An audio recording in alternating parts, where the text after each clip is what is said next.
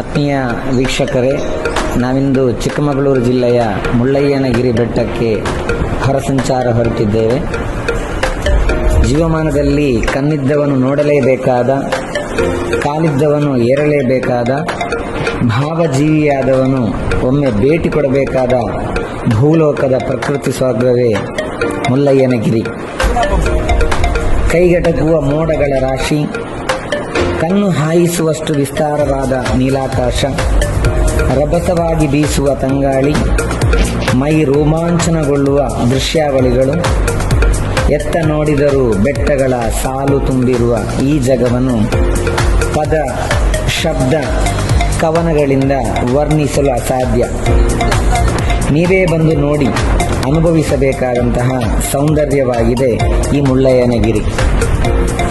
ಸಮುದ್ರ ಮಟ್ಟಕ್ಕಿಂತ 6300 ಅಡಿ ಎತ್ತರದಲ್ಲಿರುವಂತಹ ಈ ಮುಳ್ಳಯ್ಯನಗಿರಿ ಒಂದು ಪರಿಸರದ ಅದ್ಭುತವೇ ಅಂತ ಹೇಳ್ಬೋದು.